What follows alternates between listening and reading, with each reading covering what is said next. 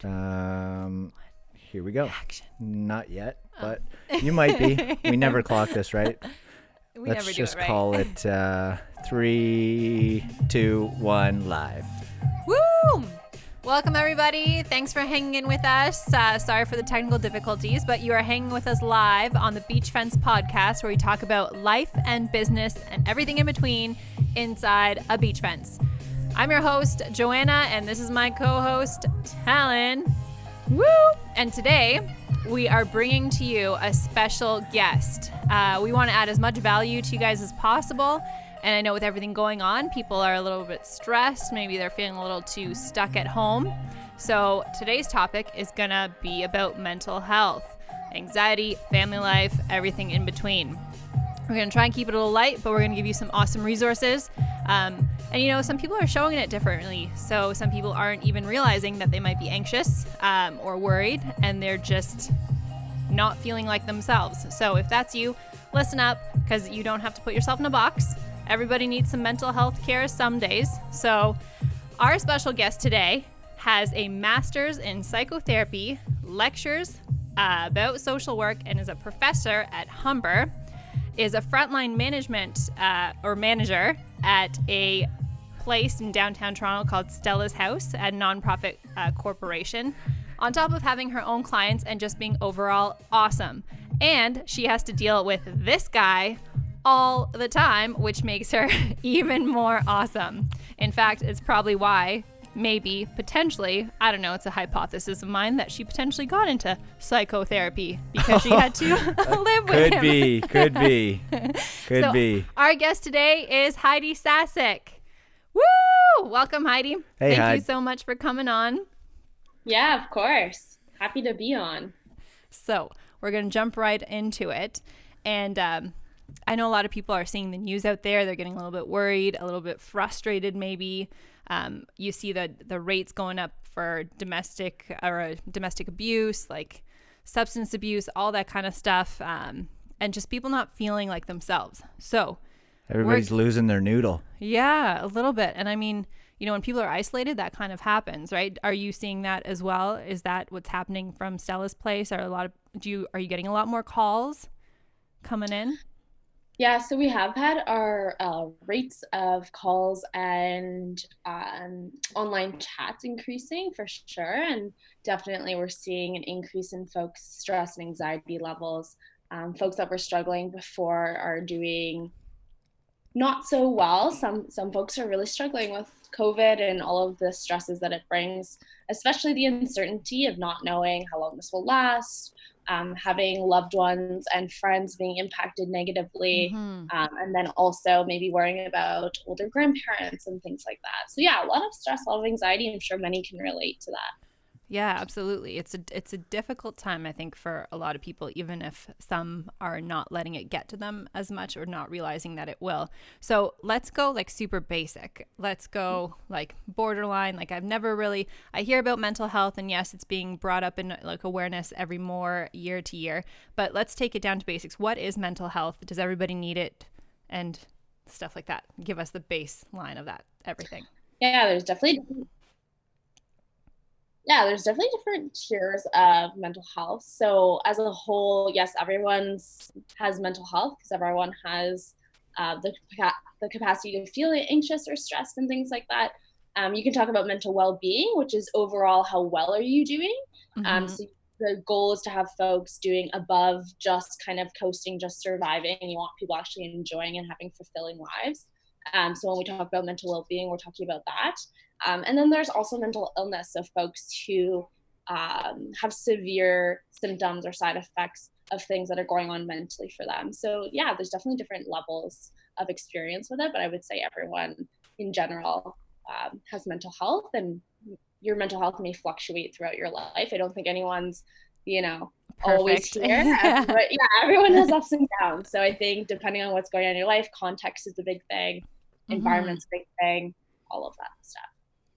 Yeah, that's very true. And especially with everything going on, I'm sure, like I'm noticing a little bit more. Like the other day, I was just not myself at all. Like I just wanted to be even more isolated. Like I didn't want to talk to anybody. Like I just wanted to keep to myself. And I was, Talon told me I was very distant, and that was just my way of dealing with how I was feeling. I didn't really realize why. But everybody, I'm sure, has different coping mechanisms to go through some of these things that they're going through. What kind of coping mechanisms have you seen from people that are potentially really anxious or really stressed about this?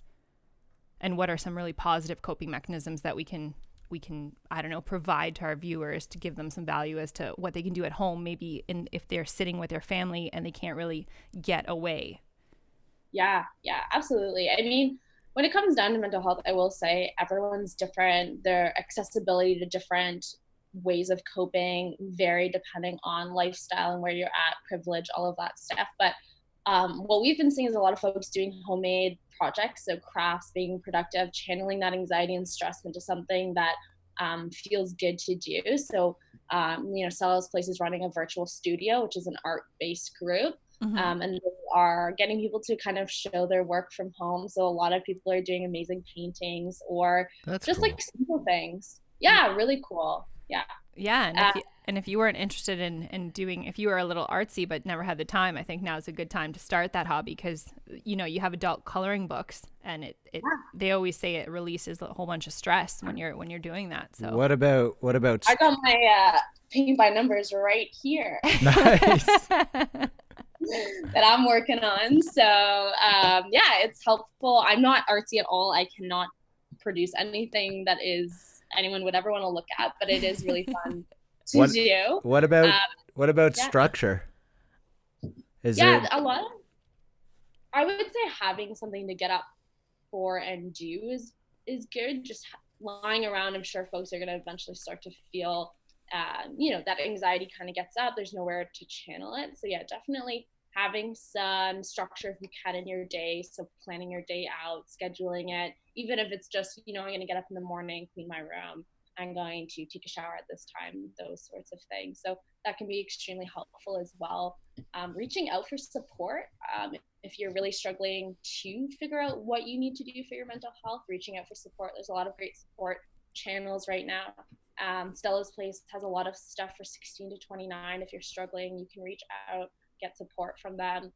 We actually have peer supporters. So that's people with lived mental health experience who can support you. And it's basically talking to someone who's been there and gets it. So that can be really helpful. Or there's lots of other support lines too right now that are up and running. So that's really cool. Like talking to somebody who's going or has went through like maybe depression or anxiety or whatnot. Now, are these programs, I guess I might as well just ask, like, are they like paid programs? Are they like, is 6 weeks programs? Is it like a 6-month thing, or is it just like day by day? Whenever you need to call, you can call in.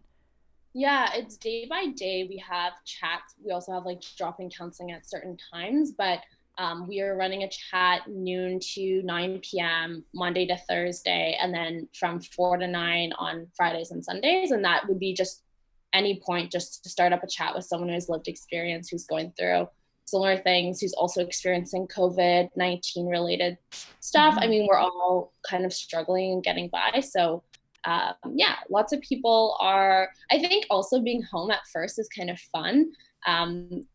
For those who are privileged enough to experience it that way. Of course, there's some folks who are not working and that's really stressful, but for some folks, working from home might be something that's enjoyable. I think after some time, getting like a routine down, like working at home. You like it, right, Heidi? I think I do, but I also realize like how often you're sitting, like even just commuting to work, you get so much exercise and movement. When you're in the office, you're bouncing between the kitchen or an office, or you're going up and down the stairs. So when you're working from home, you're sitting, and I've definitely noticed the effects. But again, not everyone's privileged enough to have a job right now and to be working. And so that's a lot of stress as well on folks who are seeing family members or other people struggling through this. So some folks are fortunate and some aren't, and totally understand that. And now you mentioned that Stella's Place definitely has like a whole bunch of avenues open for 16 to 29-year-olds. Like, what about, is there anything that you know of that we could provide for the 30 plus crowd that might be suffering or just want to get some help or talk to somebody maybe because they don't feel comfortable enough to talk to their spouse or their kids or whoever's in the house with them?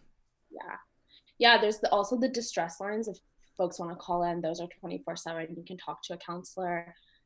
There's a lot of support. If you feel like you're actually in crisis, you can call the Gerstein Center.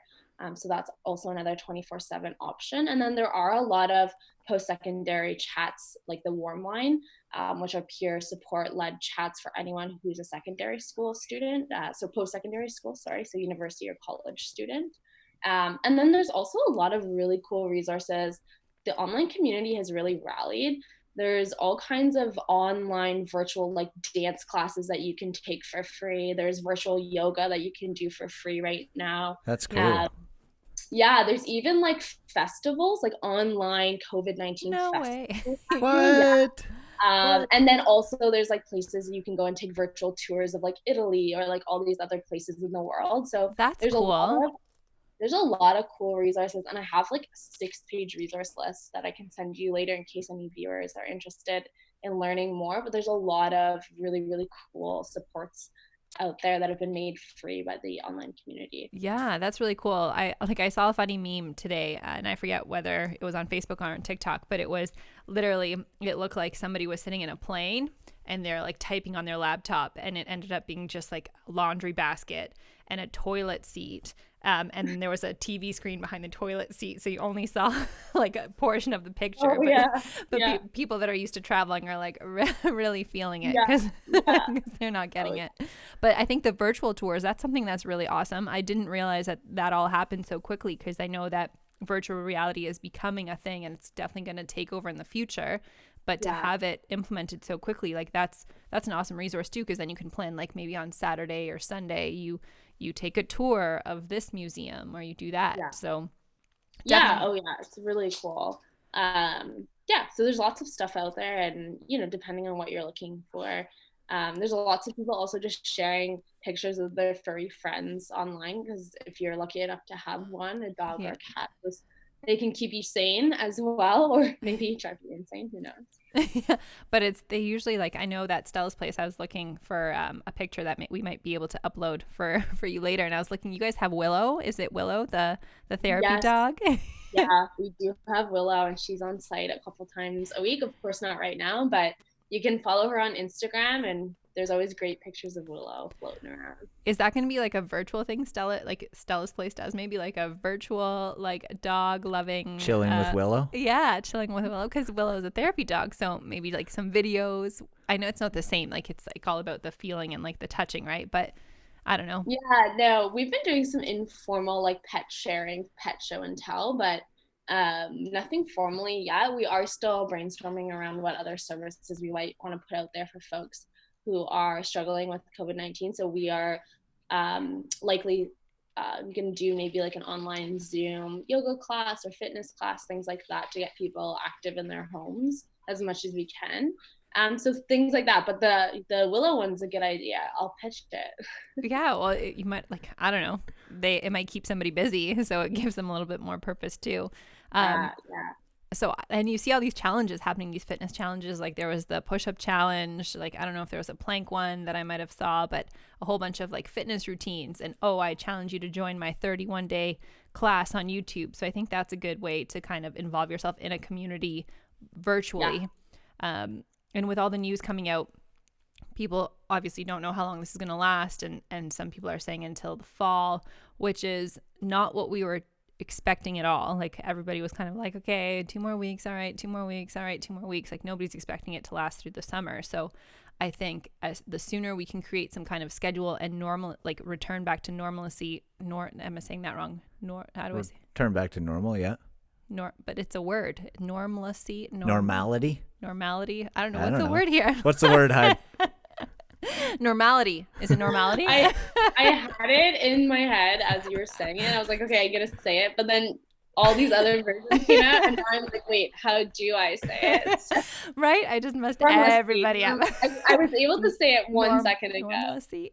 I know what you were going for. You put us both on the spot. I know. And everybody's blushing. It's wonderful. The effect I have. Anyways, so just the sooner we can create something that infers us having some kind of hobbies or purpose throughout the day, I think the better it'll be for everybody. And those are actual actionable tips that we can use to get into a better mindset, because it's all about changing the way that your body, like, and you can correct me if I'm wrong, it's changing the way that your body is, like the state of your body will change the way that you feel, and that'll ultimately change your thought processes, right? Yeah, there's definitely, certain skills that you can use at certain times, like changing your body's temperature, or, there are certain things about physical relaxation that can impact your mind state for sure. There's has that impact. So taking care of your body can also help your mind. Um, so yeah, and there's also skills like opposite action. So let's say you're really anxious and you're feeling like, I don't want to get up or do anything right now, which might be different if you're depressed and you really just can't, but you might just be really anxious about doing something. Sometimes in the right circumstances, doing the opposite, so like actually approaching whatever it is you're anxious about doing can help your anxiety. But it depends. I mean, mental health is hard because everyone is so different, and what works for some people doesn't work for other people. Right. A lot of trial and error. And you kind of have to figure out what works. I mean, but the best way is to just try something and not sit there and just think, oh, maybe this isn't the one or this isn't the one. Like, I feel like a lot of people also might be paralyzed by thinking like, oh, I don't want to try this because it might not work for me. And then I don't want to try this because it might not work for me. But trying something is probably better than nothing at all, right? Yeah, giving it a try. Yeah. And then there's also folks who really struggle. Like, there's levels of mental health where people truly are struggling to even get out of bed, to even do anything. So that also can be part of the barrier or the challenge, is just actually getting up out of your bed.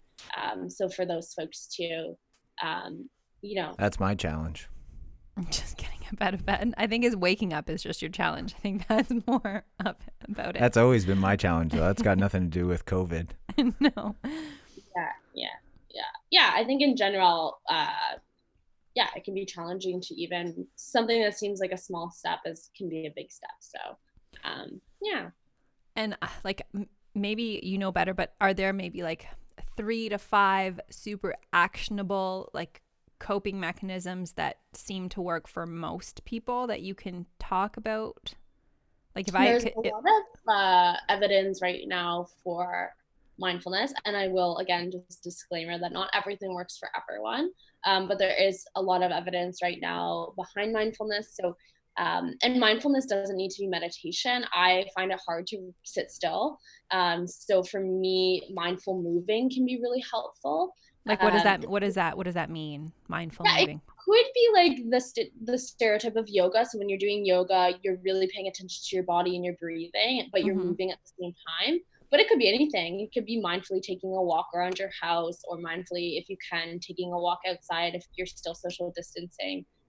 It can be mindful eating. So when you're eating, being mindful and being present in that moment. Also, there's other techniques if you're feeling a lot of anxiety and a lot of stress, or in general just struggling. There's progressive muscle relaxation. So that's when you take a deep breath in, you kind of tense up your body and then slowly release different muscle groups. So maybe starting from releasing your jaw, your mouth, to like your shoulders dropping, and slowly releasing each muscle group as you go, progressively, and really focusing on your breath and the muscles relaxing. So that can be a technique to help bring some of those anxieties down. Other things, if you're feeling an intense amount of stress, you're feeling really, really escalated, could be putting cold water on your face or the back of the neck. But that would be if you're feeling really intense emotions. And that's like the temperature thing that you were talking about, like the changing of temperature. Yeah, absolutely. Can sometimes help folks as well. And I would say that would be if you're in an extreme state of feeling a lot of anxiety, maybe a panic attack or something like that. But muscle relaxation and progressive is really helpful. You can YouTube. There's so many YouTube ones out there. There's a lot of mindfulness ones that can be really helpful. But you can really do mindfulness doing any of your favorite activities. Awesome. And then that kind of brought me to my next question. So you just talked about a full-blown panic attack. Like, so hopefully, like I'm hoping to gather all these resources, and I'm going to post them underneath this live video and on our YouTube stuff, so you have access to them as well. But is there anything, so level up, next level, okay, so people might not be understanding why they're feeling a certain way. Maybe they should try some of these exercises because that'll get them feeling a little bit better. Now, what about the people that are having like full-blown panic attacks in the midst of like a family situation, and maybe their brother, sister, mom, dad doesn't really know how to respond? Like what can we do for those individuals? Yeah, and again, it's so dependent on the person and what's happening for them. So I would say if you're really struggling, reach out for support, so that you can get kind of some tailored advice to what your specific situation is. But in general, asking that person to name 5 things that they can see in the room, 5 things that they can hear in the room, 5 things that they can smell in the room. What you're doing is you are getting them to come into the moment, but you're not. When you're doing deep breathing, you're usually focusing internally, and with an anxiety attack, that might not be the best thing to do. So having them focus on external things, again, like that temperature changing can be really helpful. So putting an ice pack on your neck or on your face can be also really helpful in those moments. So those are 2 things that I think may be helpful depending on the person and what's happening for them. Yeah, and like sidebar, like I just noticed for myself, like anytime that I'm like feeling like a little overwhelmed and I'm doing work, and like right now with online teaching, it's just like so many emails and I'm trying to figure out platforms. And so like I'm not the type of person to get very overwhelmed often. But I know that after when I leave and then I go and take a shower, it's just like, and wash my, like it's funny, like I have to wash my hair to feel this way though. It's weird because just normal shower won't do it. But if I start washing my hair, it's just like this, like, I don't know, this cleansing like energy, and it's just like so relaxing. And like, I don't know how to explain it, but maybe for somebody listening out there, try that. That might work too. And it doesn't have to be super hot or super cold. It's just, I don't know what it is about showers. I tell you all the time, like how amazing it is that we're so privileged to be able to like showers just change like the rest of the day for me. Take an ice shower. Ice cold. Ice cold. I've tried a few of those and they don't work. I'm not on the Wim Hof method here. Not everybody can just do polar ice dips at the blink of an eye here.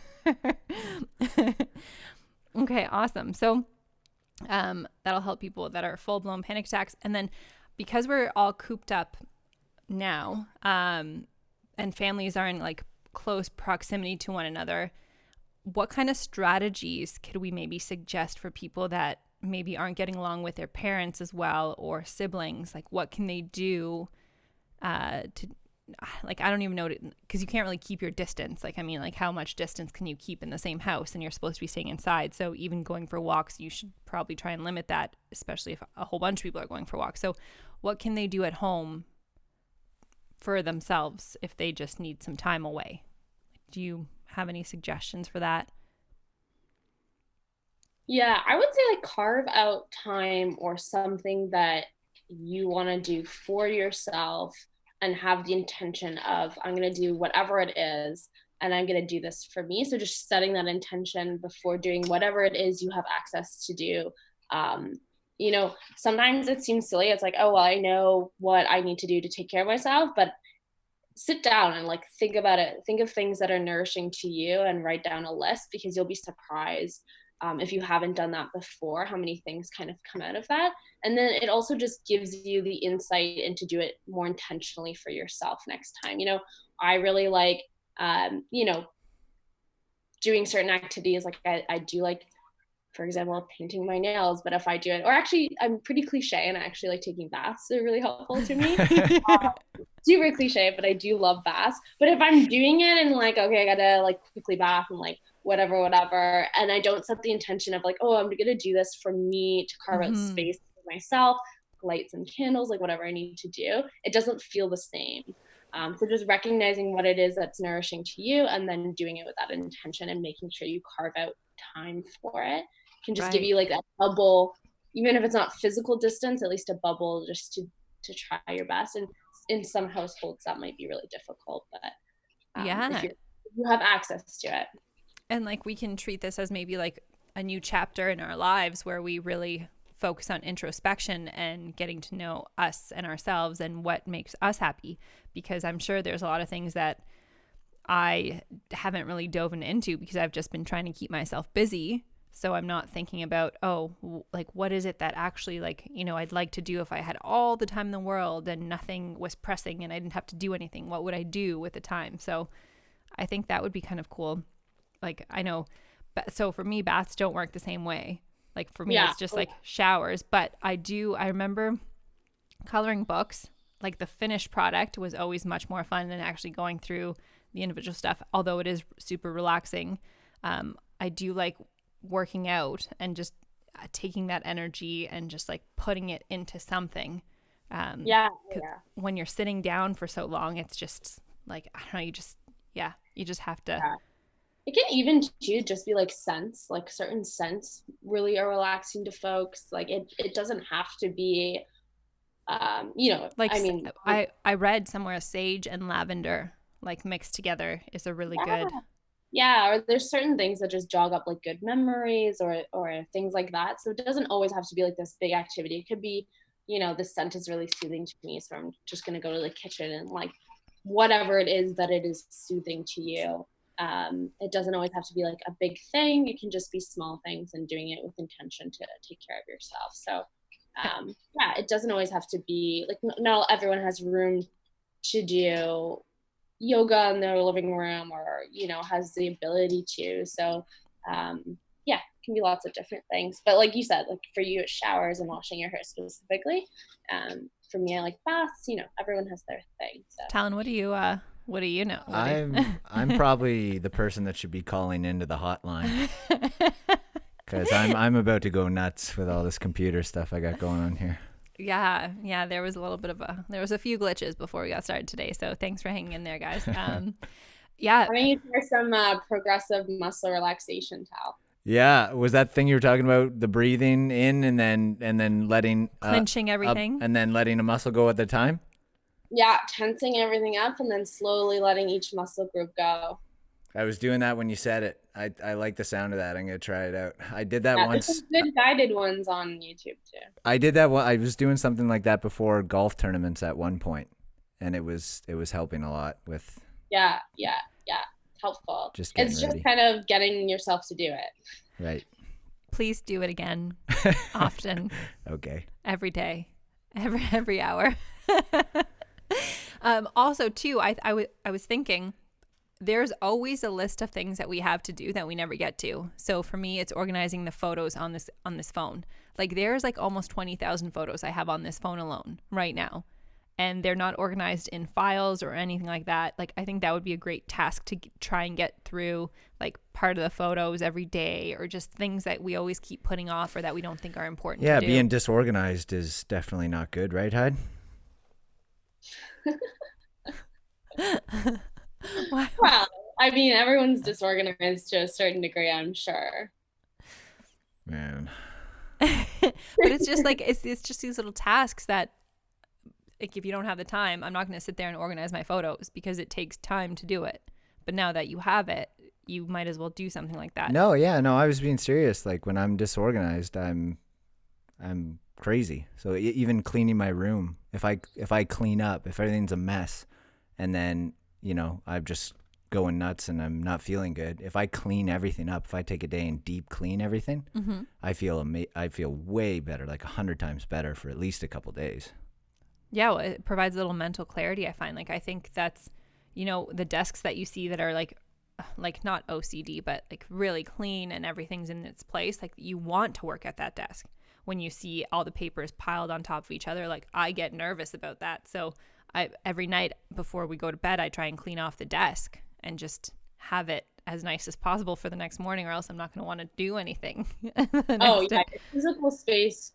I would say, like, I can tell how I'm doing by checking out my room or my physical space. And, if it's looking nice and organized, I'm probably doing better than if it's a disaster. But at the same time, I feel like I'm a human. So I'm going to have my ups and downs. It's going to get disastrous sometimes. I mean, And it's like you see those funny memes where it's like, this is what a normal person does and this is what a psychopath does. Like the psychopath is like super clean all the time, no dust on the baseboard, nothing. Like, you know, that's almost unrealistic for for most people. So that's not what we mean. It's just, you know, every once in a while, like once a week, I've been raised like once a week, you're just doing like washing the floors, baseboards, like vacuuming, all that kind of stuff, and just getting all the junk out.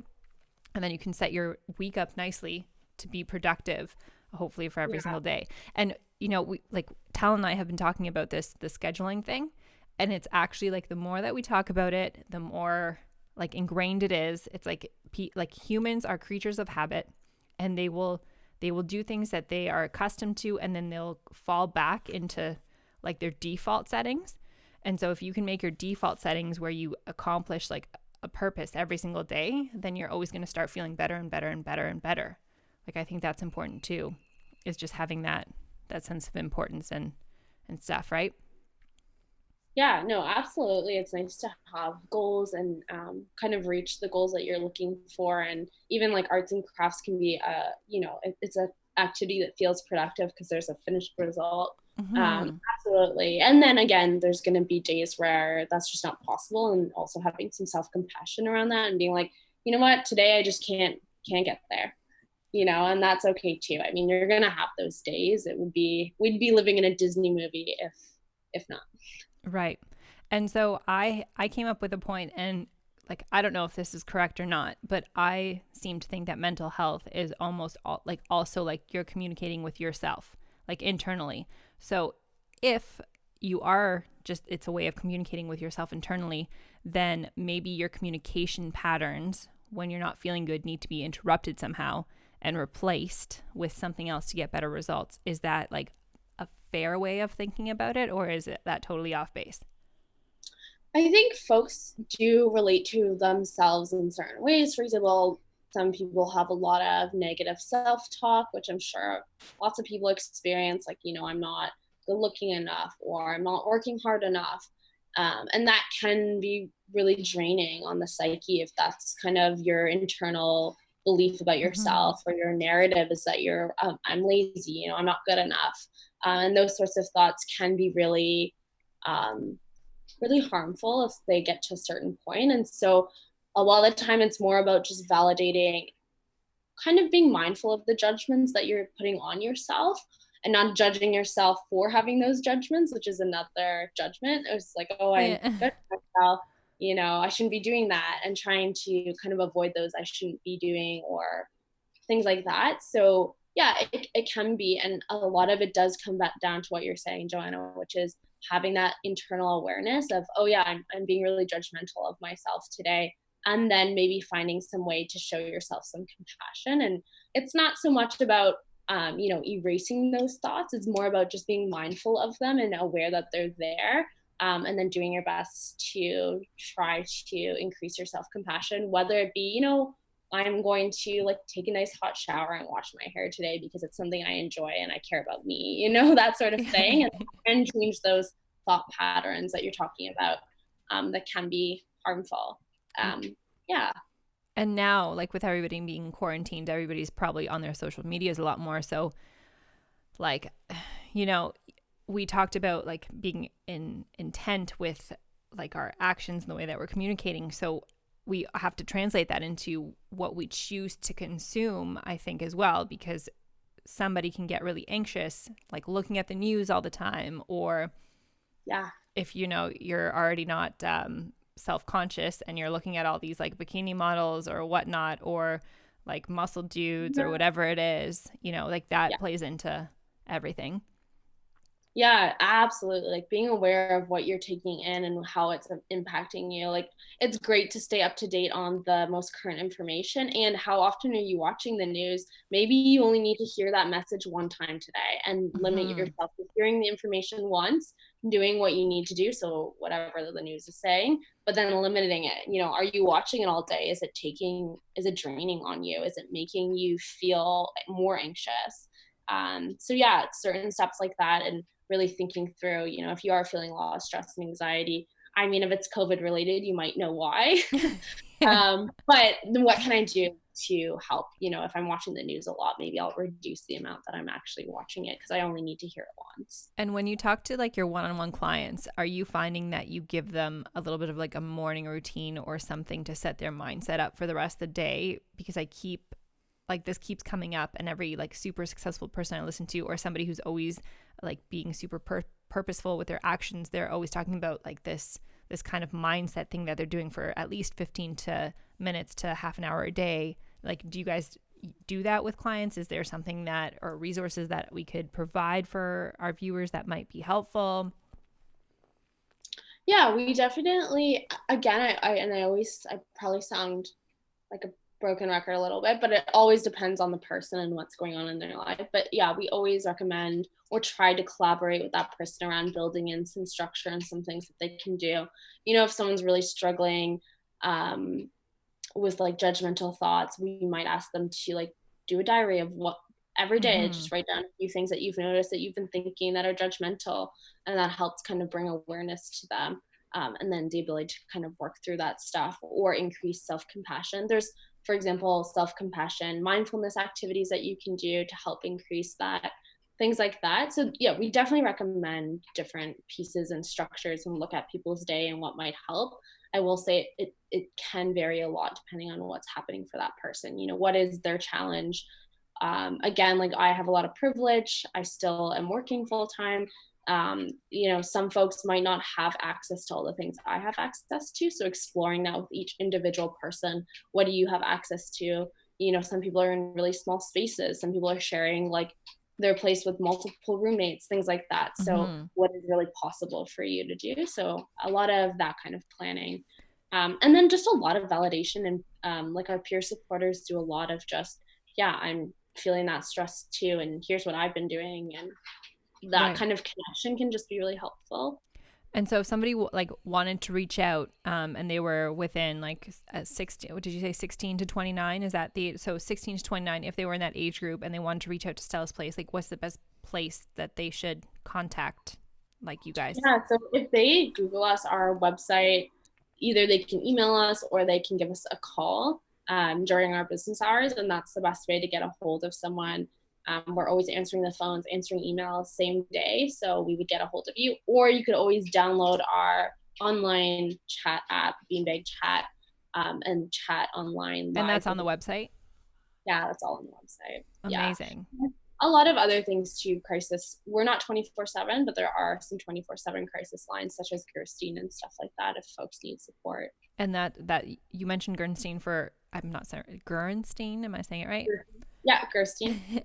So is that for the 30 plus range, or is that like That's everyone, yeah. Okay, cool. So we'll link up those places below on our YouTube video and our Facebook Live, just so everybody has access to something after this. So it's good. Are there any closing thoughts? Anything that you like might want to touch on that we didn't get a chance to talk about? Anything that you want to, like, if you had to give somebody like closing remarks, like tell us like what we could do to be healthier and happier during this time. No pressure. No. I would say that wherever you are at as a listener, just knowing that you're doing the best that you can right now, and with your circumstances, and everyone's context is unique. And so just knowing that you're doing the best that you can, and if you need support, reach out, and then, you know, just have that compassion around the fact that I'm sure every single person is doing what they can with what they have. And probably realize a lot of other people are feeling the same way. So you're not wrong for feeling a certain way. It's just you're not alone. Lots of people are feeling. I think the piece around COVID is just the uncertainty, and that brings up a lot of anxiety and stress, not knowing what's going to happen in a week and in 2 weeks, how your grandparents are going to fare, all of that stuff. So the uncertainty and not having that control is scary, and it's scary for everyone. So. Yeah, well, thank you so much for taking the time out. Hey, don't we get to see the moo-moos? Where's the bobos? Oh, hold on. Boo-boo. Come here. Come here, little boo-boo. Come here. You're famous. Come here. Where's the Bowie? So we always talk about therapy dogs. Well, we have one. Oh, there's a good boy. Maximus, oh little Maximus. Oh, he's a good boy. This is how I get through my day with COVID. Yeah, that's what you need. Oh, he's a good boy. He's a good Look boy. at him. He Does he loves smell it. good? He smells so good. And he says this a lot, surprisingly, for my work. He usually comes up and says hi to everyone. And occasionally someone else has another dog on the Zoom screen and then he barks at them. No way.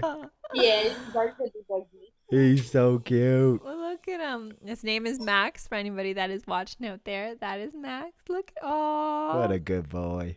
Oh, Max, hello. Hello, Max. He's like, why do you do this multiple times a day? He's looking super cuddly right now. Oh my God, he's always cuddly. He's a little depressed as well because his routine has been disrupted by COVID. Yeah. And we are going down to our Aunt Linda's during we usually travel down to Toronto during the week for Right. work, and he comes with me and Aunt Linda's. And he loves it there because he's treated like a prince. Yeah. And now I'm not even kidding, I've noticed like significant changes. You would think he'd be like, I think he's happy I'm home more, but like now when I go to the door, he like loses it. He'll literally jump into like my arms. No way. And then he's like, take me. Like he wants to leave so bad because I think he's like, why haven't we gone to Toronto, back to my kingdom? Right. where I'm a prince. Yeah, he's like, what's going on, man? Yeah, where there's no other dog. Like he hates his cousin Axel, so he gets pretty salty about that too.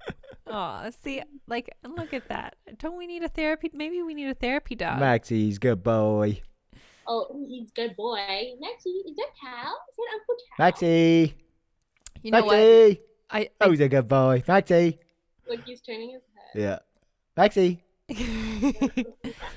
I do want to retract a statement I just made. I said something about wanting a therapy dog, and I noticed like maybe people are going to be buying up more pets than normal, but when they go back to their routine, they might not be able to care for them the same way. So that's maybe not the best option. So yeah. Puppies are a lot of work, I'll tell you that. Yeah. Oh my You God. want to tell everyone how when you were a puppy you peed on my head? oh. Remember that? Remember mommy was really sick and had the flu and you couldn't get out of bed and you had to pee and you peed on my head? Oh, but he says a good boy. Yeah, he's like, oh, but I'm sorry. I'm Oh yeah, I'm good sure forever. he's sick of having me home just sniffing him every 10 seconds. Mom, go away. Actually, I have a little bed beside my desk and he comes and works beside me. Don't you work beside me? What does he work on? He works on doing on different toys and he brings them to me and shows them to me. And he also gets a treat every day that he must eat. It's a very stressful job. Yeah, no kidding. He brought me this toy while we were on the chat. And I was sure it was going to start squeaking. And I was like, oh no. But it's okay. The squeakers are broken. Well, thank you so much for coming on. Yeah, of course. We so appreciate it. And I hope we provided a lot of value to our viewers as well, because Heidi is like super awesome. You can probably see it, obviously. Super normal human being as well. So not this like, therapist that just sits there and is like examining and whatever. So we'll have all the resources up for you. Stella's Place, like that website, everything that we talked about today. And I don't know, maybe you could talk to Talon a little bit more about those progressive physical release techniques afterwards. We'll take a distress scale now and then after and see if it helps. Yeah. Talon, on 1 to 10, what's your distress level? Right now? Yep. We're at about a cool 5 right now. Okay. No, we're all right. We're okay right now. But before this podcast, we were at like a 52. A minute before this podcast. I'll tell you some emotion regulation skills. Send me Maybe some crisis. Send me whatever. I will. Anything. See, like I joked about it, but I feel like Heidi, I don't know if you want to get into it, but is there a reason why you ended up going and getting into psychotherapy, like for your master's? Funny enough, I was going to University of Guelph to be a vet, which is really what I wanted to do. And then I just went through my own mental health stuff. Interestingly, when I lived with Talon. Ah. No, I'm just kidding. No, with all my own stuff, I started seeing a counselor at the U of G, and she was just incredibly helpful. And then I just changed my mind, and I was like, this is what I want to do. I want to help someone like I was helped. And that's the reason. Yeah, and then you got to live with Talon and then see how much. I'm surprised you're still normal. I don't know if that's going to last much longer. I'm going to probably look at some of these resources he's going to send us and see. I'll send you some stress coping. Yeah, Okay. Absolutely. Yes. Yeah. Okay. Well, thank you so much for coming on. Like, a lot of valuable information. Thanks, Heidi. From an expert. Well, I don't know. Professor. Oh boy. Yeah. So thank you so much. I hope you guys found a lot of value in this. I know this is probably a little bit different from our normal structure, but just want to make sure everybody's feeling good leading into Easter weekend and then so on and so forth with whatever the news may bring. So I'm ready for my outro, sweetheart, if we are ready for the outro here. Okay, we'll get some outro music going here. We're good. Okay, your outro's ready to go. Woo! Okay, so thank you for listening to the Beach Fence Podcast with Joanna and Talon and our special guest, Heidi Sasek. We want to welcome you again next time. We'll probably be back on Monday. Check us out. Have a good time. Hit the subscribe button and all the other buttons that would make you like us, I guess. Hopefully. Maybe. Bye, guys.